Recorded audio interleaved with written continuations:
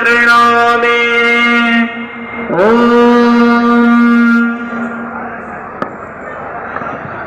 श्रीमन्महागणाधिपतये नमः। लक्ष्मीनारायणाभ्यां नमः।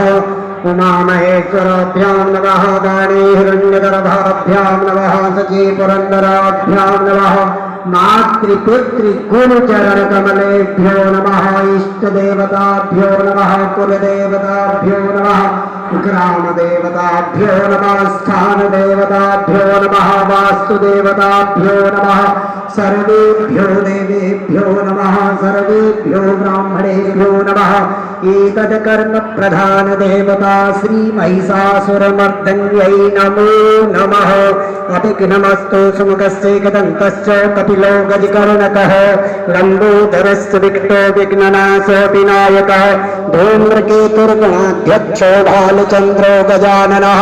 द्वादशे स्थानि नमामि यः पठेच्छृणुयादपि विद्यारम्भे विवाहे च प्रवेशे निर्गमे तथा संग्रामे संकटैश्चैव विघ्नस्तस्य न जायते। शुक्लाम्बरधरं देवं शशिवर्णं चतुर्भुजं प्रसन्नवदनं ध्यायेत् सर्वविघ्नोपशान्तये।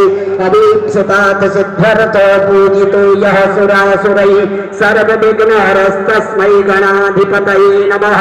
सर्वमङ्गलमङ्गल्ये शिवे सर्वार्थसाधिके शरण्ये त्र्यम्बके गौरी नारायणि नमोऽस्तुते।